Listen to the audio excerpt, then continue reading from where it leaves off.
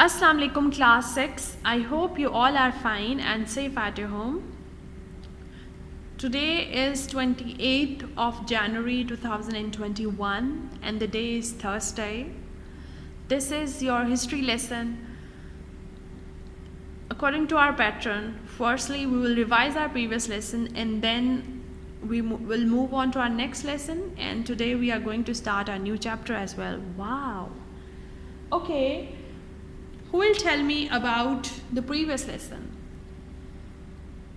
Well, I am expecting Umaima, you will tell me what we were discussing in our last lesson. Nazis, you can also tell me what we were discussing in our last lesson. Okay, so in our last lesson, we were discussing about the ancient religions of the subcontinent.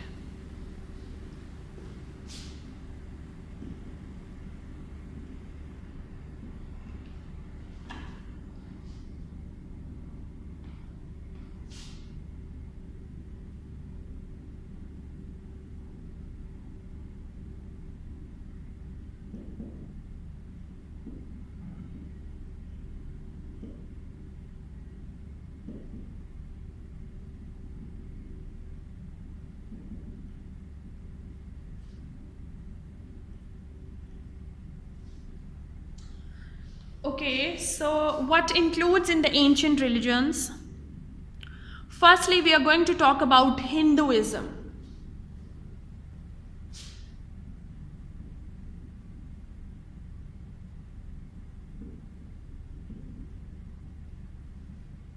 In Hinduism, people worship idols. What they do? They worship idols. They have different idols for different things, like god of fire, god of rain, and certain other things. So in Hinduism, people worship idols. They have idols for everything, and they go to temple, they worship them, and for them the temples are the most sacred things. And also there's one important thing in Hinduism, that people are divided into different strict type of caste system. Now that strict type of caste system has divided the people. They are the one who are the top of everyone, that they are called as Brahmans, and they are the one who are treated as least as humans. They are untouchables or Shastris. Now those who are untouchables, they are not happy with the treatment they are getting, because there is one process in one concept or philosophy in Hinduism that is called as the rebirth.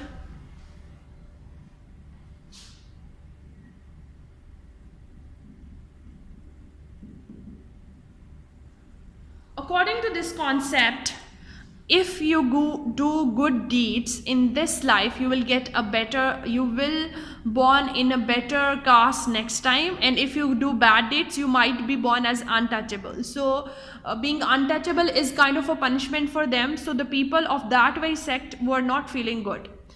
After this, we talked about Buddhism, what is that and how it comes up.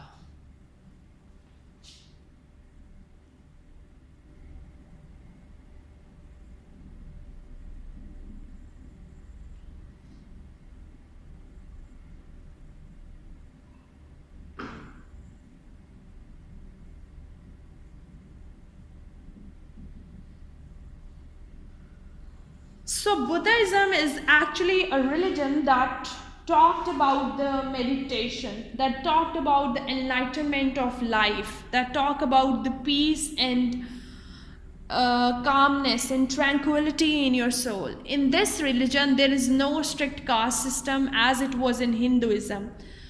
The people are free to live their life. And also there is a concept in it, but that is this, that there is no need of rebirth. If you do good deeds in your life, you live your life at your best, you live your life with the peace and calmness in your soul, then you don't wish for another life. Why you wish for it? So that is about Buddhism. But Buddhism has also seen its decline in such a way that they started to put their Buddha in the temple, and the people were somehow confused that what is the difference between Hinduism and Buddhism. So they kind of confused, and that confusion led to the decline of Hinduism. Okay, so the new chapter which we are going to discuss today is about the ancient Greeks.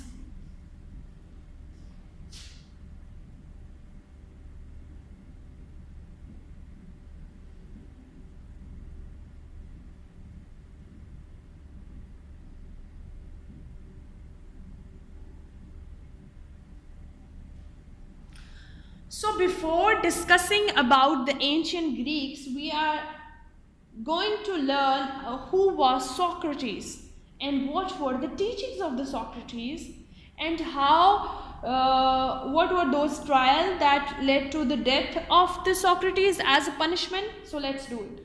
So Socrates was a popular teacher among young fellows at Athens. So Anton is a place in the Greek where he was a teacher for the young male citizen.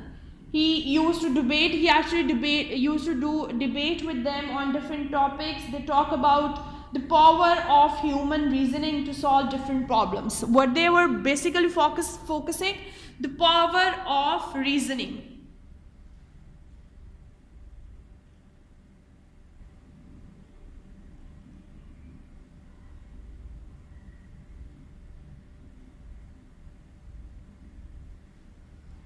They talked about the power of reasoning and the capacity of human beings to solve different problems. He used to do debate with the people because that was not somehow that is being followed in the Greeks.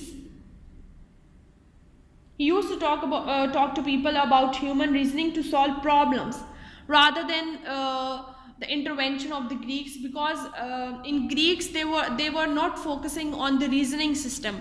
Either it's wrong or right, but they don't go behind that. What is the reason of this being right and that being wrong?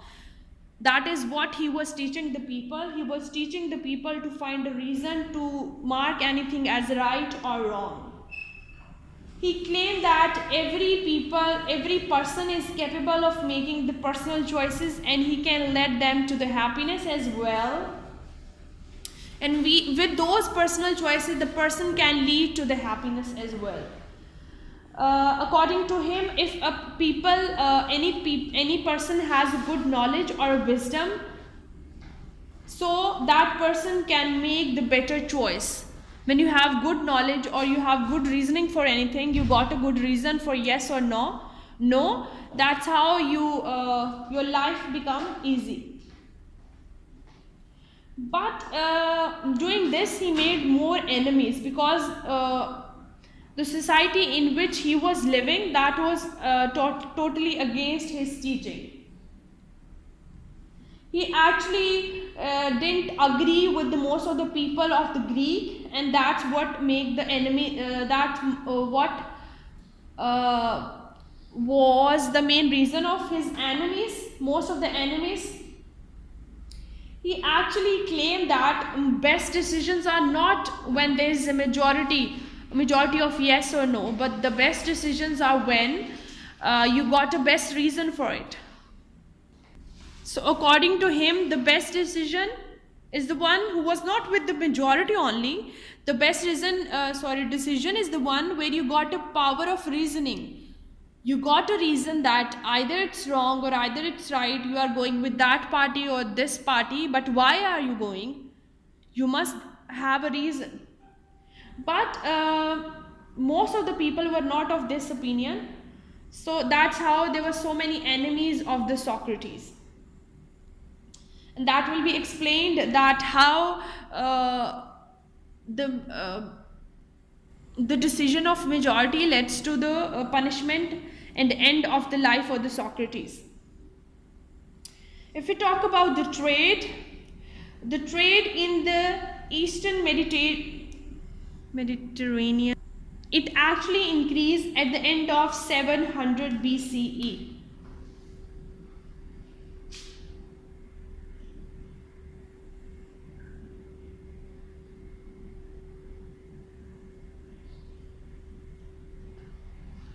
Okay, now we are going to discuss that how it increased. As the trade increased, it obviously added to the wealth trade context of the Greeks around the Black Sea and in Italy as well, that enhances the Greek influence in the area around it. Okay, so that was about their trade. Their trade enhanced at the end of 700 BCE. If you talk about their language and the religion, their language and the religion, as their trade increases, their links increased, and that's how their religion and the empire flourished. If we talk about their language and the religion, at the end of the 18th century BCE, they adopted a, we can name it as Phoenician alphabets for writing their shared languages and their thoughts. They wanted to preserve their culture, their religious value, their philosophical thinkings, like how it was done in the case of Rig Veda, which you have read it before. That Rig Veda was written in Sanskrit on Indian subcontinent. If we talk about their religion, in the case of the religion, they shared a common belief in the groups, and their common beliefs were based on the gods, and their gods used to live on the summit of the Mount of Olympus in Greece. So they specified a place where their gods were living. That's how they were living their life. Their language, they adopted a language at the end of 18th century for sharing or writing or preserving their customs, their beliefs, their writing, their philosophical thinkings. And they also share a common belief regarding their religion and the gods. And the gods used to live at a specific place that was in Greece. Now I want to throw a light on how the trial of the Socrates revealed about the ancient Greek, how it revealed. So it happened like this, that on one day in 399 BC, 70-year-old Greek philosopher, that was Socrates, his trial started. And the jury was of 500 male citizens. So the trial started and he was accused. As he was of different, he got different reasons and concept, or people were against him, so the trial started. He was accused of rejecting the local gods and spreading bad ideas among the young people. That was the main reason of his accusation, that why he was being accused, because I just explained it to you that he got different reasons. He was not following what most of the people were following. So he was accused of rejecting the local gods and spreading the different ideas. Now what happens, the jury didn't even allow to discuss the case. They just voted in a case that it's guilty or not guilty. But how they voted, they were the clay discs on which there was marked guilty or not guilty. So they voted as they wanted to vote for guilty or not guilty. Socrates had 280 votes against him as compared to 220 votes in his favor.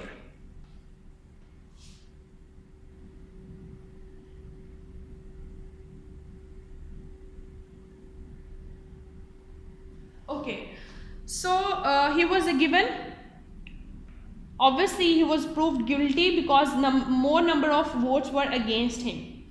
Nobody listened to the Socrates, nobody, there was no trial, just the jury decided whether it's right or wrong. There was no reasoning for it, whether he has said it, in what context he has said it, what was his meaning, and why he was explaining all these things. There was no trial at all. So there were two options given, that either he has to he may be exiled from that country, or he may pay fine. But Socrates chose another option. He said he wanted to have a dinner in the public place, whereas the accuser, those who were marking him as a bad man because he was going against the gods and all these things, they wanted the death penalty. So Socrates drank a cup of poison and he died. That was about the trial. Now, how it is related to Socrates and what is explained about the ancient Greek? It explained that they got no reasons for anything. They didn't explain the thing. They didn't get the point of view of Socrates or the accuser. They just went out and they just voted. They got no reason. Whereas he was pursuing this, that a man should have a positive and a strong power of reasoning, so he can choose and he can do a best decision for them, for itself. So that was lacking in the Greeks, and that was one thing that falls against Socrates. And also we talked about the trade. Their trade actually increased at the end of 700 BC. As their trade increased, that actually led to the, obviously when trade increase, what happens? A trade is actually the import and export. I explained it to you a number of times. The trade is actually combination of import and export.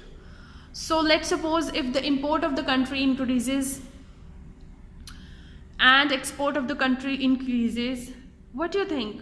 Which thing falls in the favor of a country? Import or export?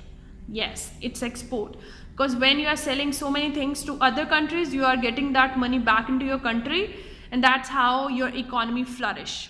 So when your economy flourish, people come for trading in your country, or either they trade through your country, so your links are being generated that they also help in long run in the security and all the purposes and bilateral relationships of different countries.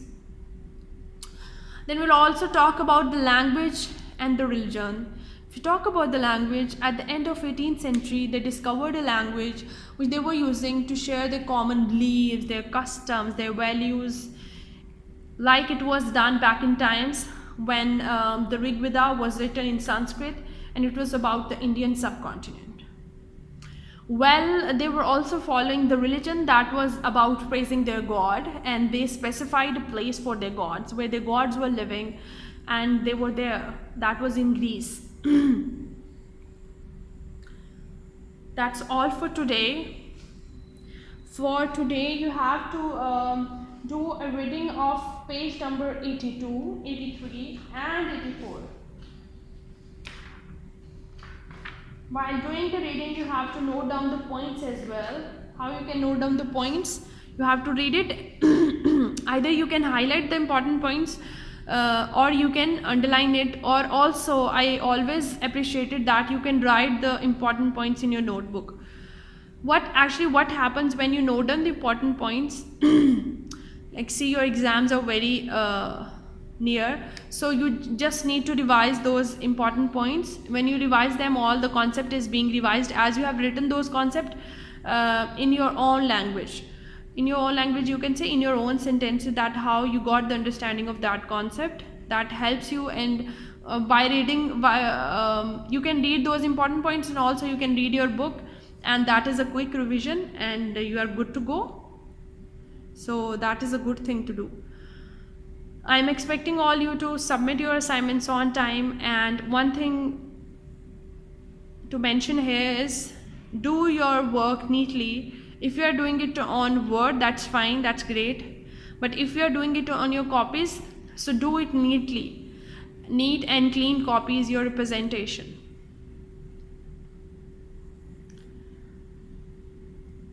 I'm going to upload this video along with few questions on Google Classroom.